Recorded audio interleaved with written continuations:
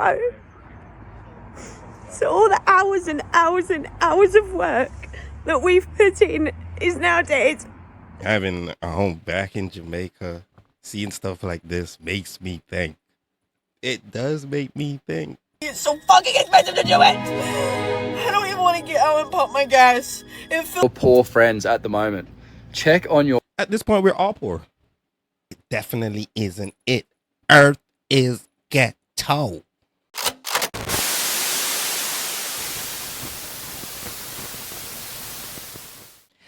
What it do, my good people. I hope y'all is having a real good weekend. I know that I am. Can't really complain. So, first off, I want to give a few shout outs for the comments to Lori, Ice KOD, Nathaniel, Donovan, and Carla, man. I really appreciate every single comments from every single one of y'all. And if you want to get featured in the next video, just drop a comment down below and I'll drop you in. And to the rest of my subscribers, man, who's been here, and you who's new, welcome, welcome, welcome. Y'all keep your boy going. I don't know how much times I'm going to say that, but I'm going to keep saying it until y'all get it. Y'all are the truth. You guys are the GOAT. So, TikTok pulled up on your boy again and asked me a question to ask y'all. How are we living these days? How can we afford anything? Yeah, I don't really know, because at this point we're paying to breathe. So let's just jump into this and see what else everybody else is saying. You guys peep this. This is how I know Canada is officially going downhill. $16.97 for deodorant. Man, and I live here. This is the same Mark Carney who says that affordability is so good right now. Affordability is the best it's been in over a decade. Affordability is the best it's been in over a decade. This is the same Mark Carney who says that affordability is so good right now that he does not think that we should be cutting taxes on fuel like Australia, the UK, Italy, and other countries are doing in order to give a little bit of a break to people that are struggling with the current fuel prices. Keep in mind right now that upwards of 40% of the price of gas is taxes. That can be anywhere between 50 to 70 cents per liter, just taxes. But he won't do anything for us because he's done more than anyone else for affordability, or so he says. But do you believe that with prices like that? I don't know about you, but I no longer want to live in this world that asks for so much and gives so little in return. Groceries feel like a luxury. 9 to 5, climb the corporate ladder and stare at a screen all day? Bullshit. 2 weeks off a year? Bullshit. White picket fence dream? Bullshit. Retirement age 65, if you even make it that far. And if you do, you'll just spend your pension on medical care. Bullshit.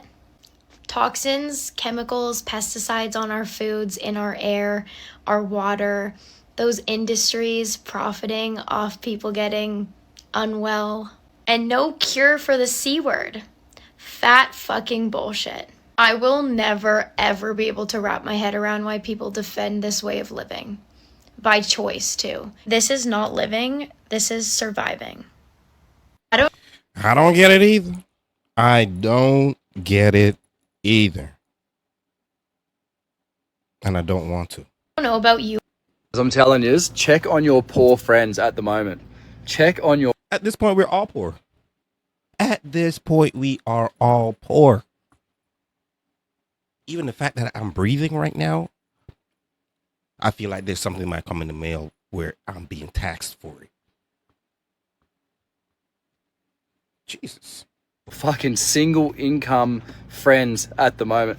I don't know if anyone's been to the Woolies or a service station lately, but shit is getting fucking out of hand, mate. You could literally spend $100 on groceries, $100 at the shops on food, and it'll last you 2 days. Check on your poor friends. I don't understand how anyone in this fucking country right now, literally anyone in this country, can afford to live off a normal wage. Not even someone that's doing bad, just someone that works in a normal industry on a normal wage Like, they must be struggling so fucking hard, man. I run my own business and I'm doing all right. And I am fucking struggling to see how I'm meant to save. How am I meant to save when your grocery bill's like $600 a week and petrol's costing me like $200 a fucking tank, and I use like two of those every week? Like, what the fuck is going on? Have we just gotten so used to getting reamed by our government that we're just taking it now? Oh, we need a riot. As I'm telling you, check on your poor friends at the moment. Check on your fucking What the fuck are we? I don't want to do this anymore. I'm tired. I've had breakdowns, not just mental, not just emotional, but because I see it clearly now. This is all a really fucked up, out-of-date game. Money isn't even real. Debt, credit scores, rent, mortgages, they are pieces of paper or numbers on a screen. None of it is real. But the consequences, those are real. On us. And this game only exists so a few people can feel powerful. Their entire identity is stacked. Oh, wait. One thing that you just said that right there. Imagine putting real, physical, emotional consequences to material items. Material things, people. Material things. Oh my God. Yes. And the only way they feel something is when they're dominating other people. And we're all supposed to just play along. Work ourselves in the ground, lose our minds so they can keep this fantasy going. I'm tired of living in a world where survival is a game. Tired of pretending this is normal. Honestly, I don't know what happens after whatever this is. But I know this can't be it. I don't want to do this anymore. I feel you, my brother. It definitely isn't it. Earth is ghetto. We are currently living in the ghetto. The whole earth. I hope you get it together, man. I hope you get it together. I got a letter recently. Buying a house is impossible. A bag of groceries costs $100. And we're getting... I'm leaving Canada and I'm moving to Ecuador because Canada is really, really expensive. Now, in the last few years, Canada's cost of living has gotten out of control. Buying a house is impossible. A bag of groceries costs $100. And we're getting taxed into poverty. So I'm going to sell everything and move to the country of Ecuador, where it's way, way cheaper to live and less government taxing the hell out of me. Now, first thing I need to do is sell my house. So I need to make it look good. I gotta get the yard looking nice. I gotta paint the house and then put it on the market. Now, the next thing I need to do is sell everything. This means a serious downsizing and putting a whole bunch of stuff on Marketplace. I need to sell my work van, get rid of the Camaro, and basically become a minimalist.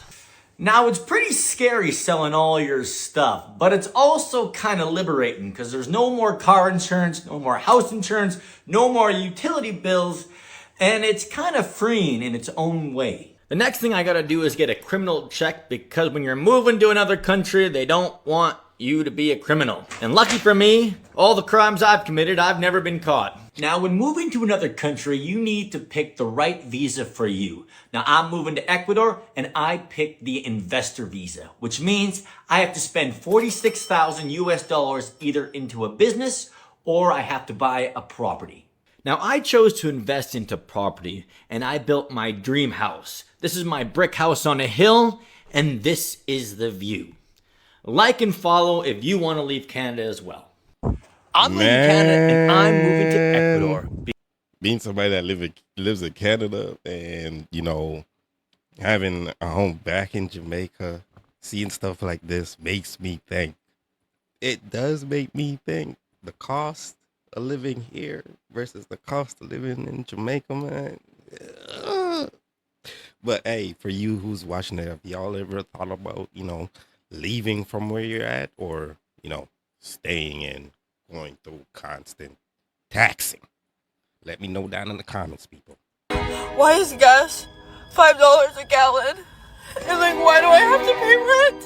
And why is rent so high? And why do I have to drive my car and get the gas that I have to get to go to the job that I have to pay for rent? Why do I have to do all of that stuff? And why are you making it's so fucking expensive to do it. I don't even want to get out and pump my gas. It feels like getting out and just knowing someone's gonna fucking stab you. Why would you get out? This is beginning. This is the beginning of life. What am I supposed to do forever? When you put it like that now, though. When she puts it like that. I don't know what to say. Like, do y'all agree? Do y'all agree? It's gonna fucking worse.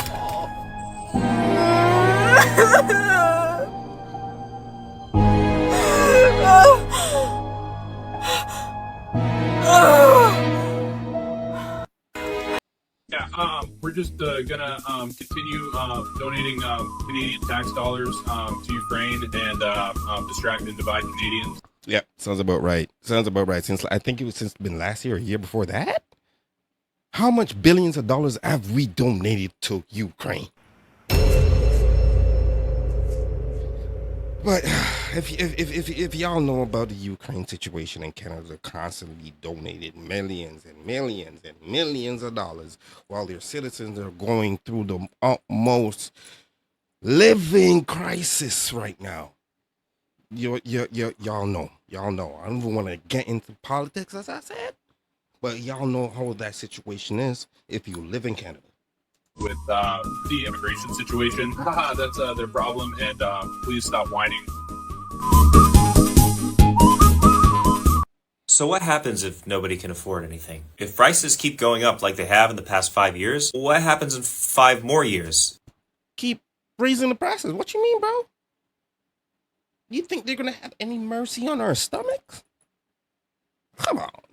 If they keep going up at the same rate. I've seen so many stories from around the world of housing has doubled in this city or electric bills have tripled in this city. At what point can nobody afford anything? I honestly feel like we're already there. So many more countries are dealing with homeless crises. You hear more and more about cities just becoming absolutely unaffordable. All while there's less and less jobs. Applying for jobs takes years at this point.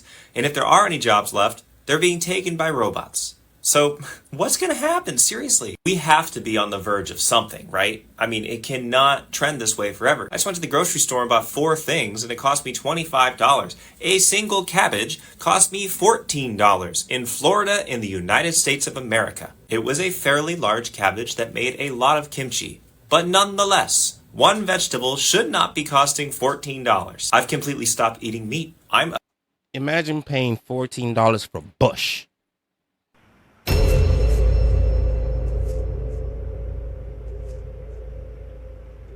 Come on.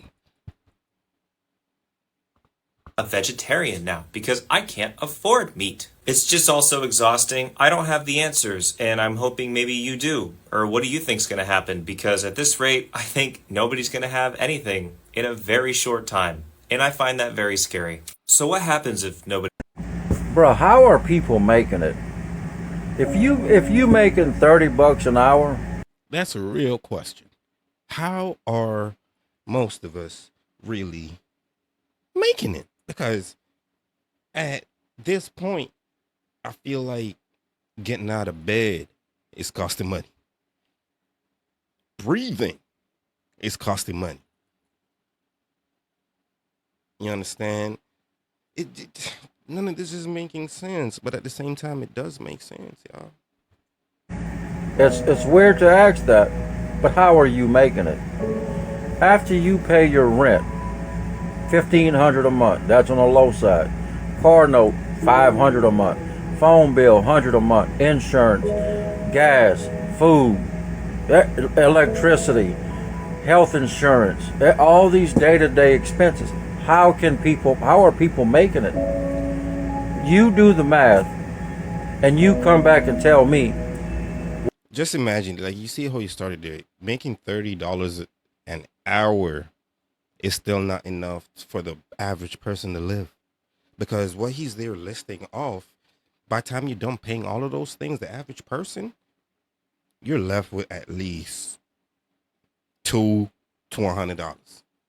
And I'm telling you, that cannot do much for a single person, especially for a person that's a single parent or even a family with multiple children, because the grocery stores are not trying to comply with what the people are saying. They're complying with what the government wants, and that's raising the taxes on daily essentials like our food, deodorant, toothpaste, stuff that they know that we frigging need,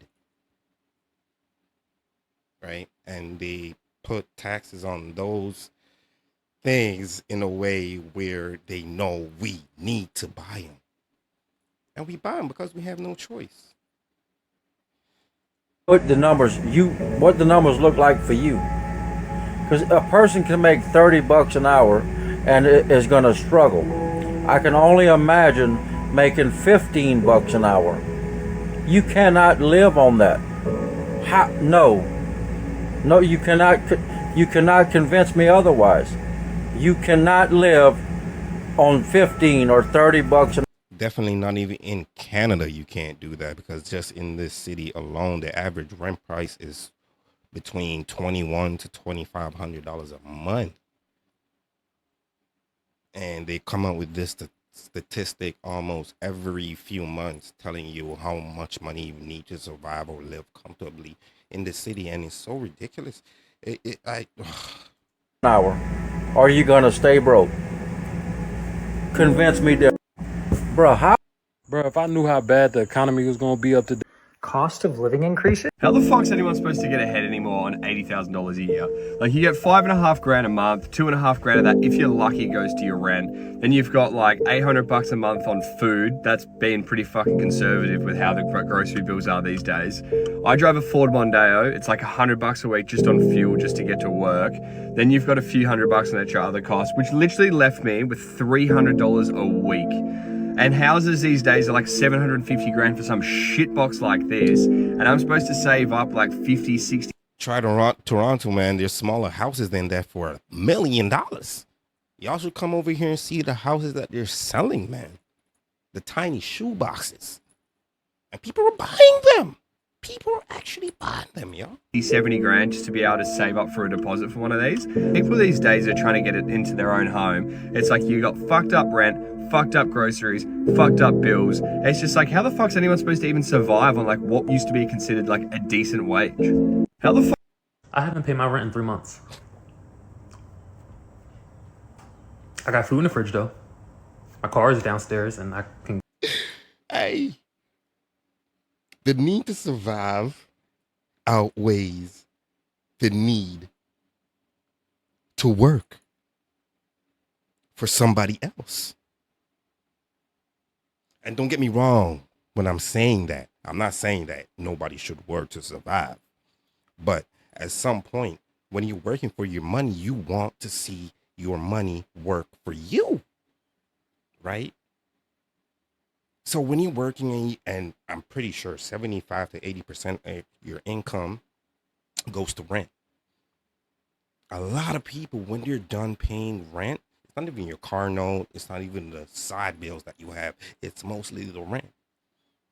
And a lot of people do get depressed by the time they get that paycheck and start deducting, and that big old chunk comes out of your rent. It's like, why? Right? So that's in the concept of what I'm talking about.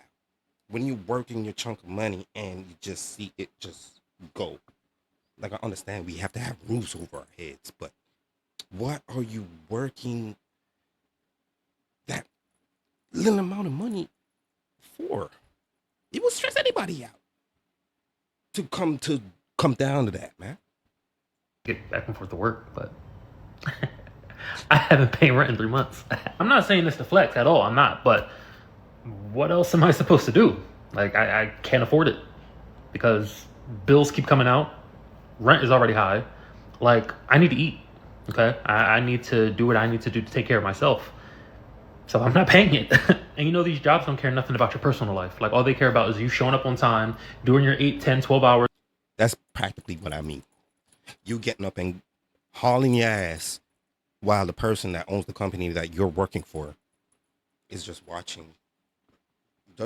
I'm not saying that they never built their empire, but at the end of the day, once you have people working for you, you do not have to do much work. That's the reality of it. And most people like us who have to be working on the bottom level like that is basically working for pennies on the dollar. I'm telling y'all, man. Comparing to what the owner of the company makes, y'all ain't making nothing. However long you have to work, and then that's it, and then you do it all again the next day. Like I'm burnt out. I'm tired. Like I'm not about to be working 6 other jobs just to be able to pay my rent. Call me crazy if you want, but I'm still here. So we're gonna have to see what happens in the next 30 days. I'm absolutely heartbroken.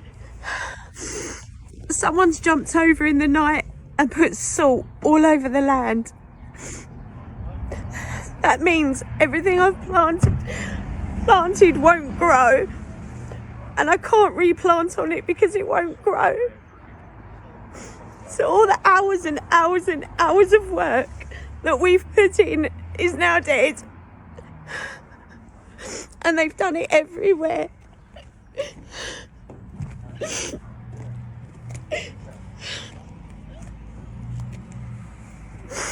How could you do that? Yeah. It's this stuff like this.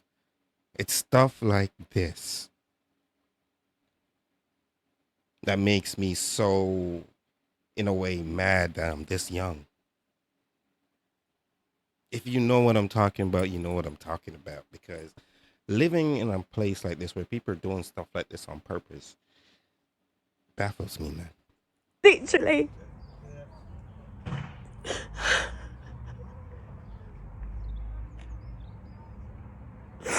I hope it makes you happy. I really do. Top person. But you know what? You won't stop me, because I'll just pick it all up and I'll carry on. Okay, I can't plant in this section, but I'll carry on. You won't stop me whatsoever. This is how much I spend in bills a month in Jamaica. Let's go. This apartment is 2-bedroom, 2-bathroom, full laundry room, living room, dining room, and veranda. Then my phone and internet plan, I did the yard and road plan from Flow, and then my internet is so fast. I got the fiber internet from them. Full breakdown on my YouTube channel. My car insurance is paid yearly and is just only $30,000, so I guess you can divide that by 12. My water is free. If not, I would pay like a $5,000 nothing. And then electricity is very high and it fluctuates month to month, but that's the range. Follow for more. Well, there's a little bit I can say about living in Jamaica and the cost down there. For myself, I can say I have parents that they own a home down there, like they own the land and everything. And comparing to how they have to live up here to what I see how they could live down there, man, I don't want to get into much details, but I'm telling y'all, the cost of living here is 100 times more expensive for bullshit than to live down there and get some of the greatest food to eat. The sun takes care of your body itself, your immune system, the way you look, the way you feel. And everything doesn't cost an arm and a leg, especially if you can own a piece of land. But I suggest y'all do your own research on what it's like to actually live in Jamaica, what it will be like to live down there. It is affordable.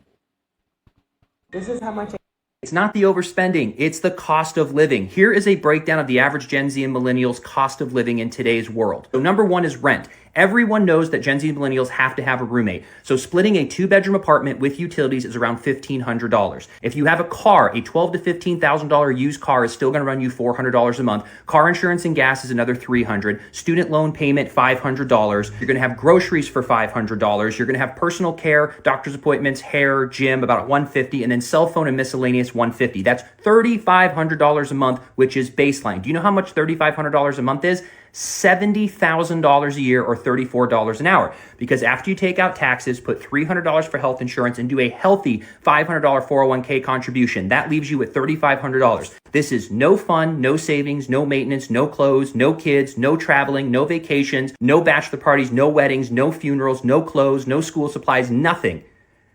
And this is paycheck to paycheck. And on top of it, they're holding $40,000 of student loan debt, a $15,000 car, and if they ever wanted to buy a house with closing costs and the down payments, another $50,000. Jesus Christ. Oh my God, I feel like I'm watching a horror movie, yo. That is giving me so much anxiety.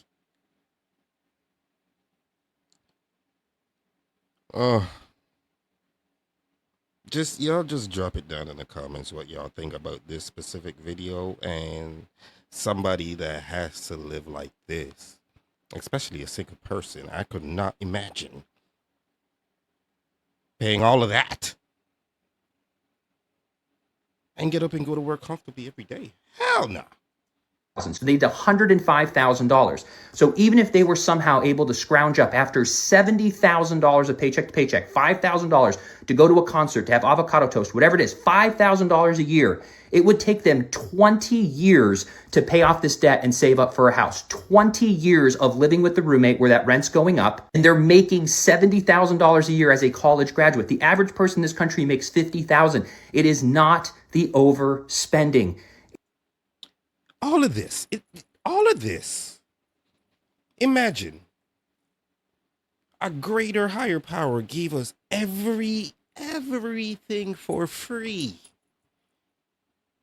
And we took it up on ourselves to stress our own selves out. In some way, we deserve this.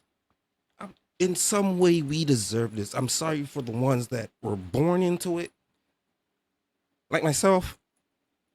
But in some way, we deserve this shit. It is a cost of living crisis. It's not the overspending, it's the cost of living. Here is a breakdown of the average Gen Z and millennials' cost of living in today's world. So number one is... Here's something I've started to notice, and I wish I hadn't. Hunger. Not famine, not the kind that happens far away in somebody else's moral geography, but the local, ordinary kind. The Canadian kind. People my age, people with degrees and jobs and decent grammar. It's not working no more. It's not the thing no more. These days it's not what you know. It is who you know. And if I'm telling a lie, look at a certain type of population that came to this country and dominated the job scene. Are telling me they're skipping meals. Not for fitness, not for faith, for money. They can't afford to eat.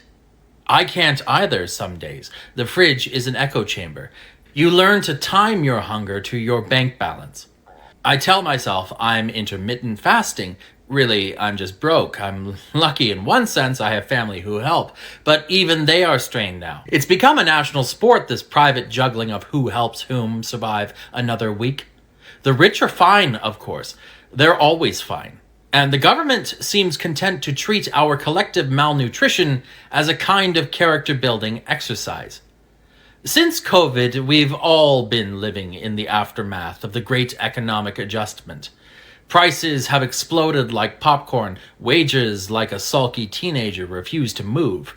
Jobs today pay roughly what they did when I finished university, except everything costs double. We've achieved a kind of anti-progress. The more you look, the less you have, and yet, from the marble lips of economists, we're told that to keep life affordable, pay must stay low. Affordable for whom exactly? Walk into a grocery store and you'll see what I mean. Every aisle is a battlefield. You do mental math over cans of beans. You make humiliating decisions in public to put back the bread or the butter. And every month, the price stickers advance like enemy troops. I'm old enough to remember when the price of a tomato wasn't a philosophical question. In Canada, we like to pretend we're immune to this kind of thing, that hunger is an American disease. But the numbers tell a different story. Food banks, Canada reports, usage has nearly doubled since 2019. More and more of the people lining up for those boxes of near-expired pasta are employed. They work full-time, pay taxes, and still can't afford dinner. That's not a recession, that's a system failure. Meanwhile, rent has become an extortion racket with a civic license. The first half of your paycheck goes to your landlord, the second to Hydro, and the remainder to the grocery store. Which takes it with a smirk, of course. Food or heat, that's the new binary. We used to laugh at Victorian novels where the heroine fainted from hunger. Now we just scroll past TikToks of people doing the same thing in Scarborough. South of the border, the pattern repeats with American gusto. During COVID, emergency aid briefly lowered hunger levels to record lows. It was proof that government intervention, for once, worked. And then, as soon as the data looked too good, they stopped doing it. Hunger came roaring back. The logic was classic neoliberalism. The market will sort it out. The market, of course, has no stomach. It digests people just fine. The orthodoxy of the last 40 years, deregulate, privatize, pray, has turned hunger into a management problem. Food is treated like a consumer good, wages like a suggestion, and poverty like a personal failure. Charity picks up the scraps. Food banks were meant to be temporary. They become permanent architecture, monuments to a broken economy. The irony is obscene. In the richest nations on earth, we built a parallel welfare state out of tin cans and volunteer hours. I don't believe lobbying will fix this. The political class is serenely insulated from the problem. Their grocery bills are reimbursed, their meals expensed. They'll tell you they're monitoring the situation, as though hunger were a weather pattern. What are we to do? March on Loblaws? The truth is, no one's coming to save us, so we'll have to feed ourselves, won't we? Literally.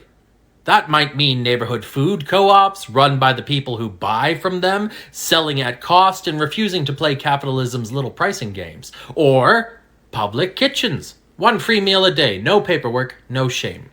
The infrastructure is already there, schools, churches, community halls. It would cost less than one fighter jet. The mayor of Toronto is there worried about spending what? I think it's $5 or $10 million or $10 million over 5 years on fixing street lights. Street lights. You think we're worried about what's shining more than what's in our stomach and over our heads?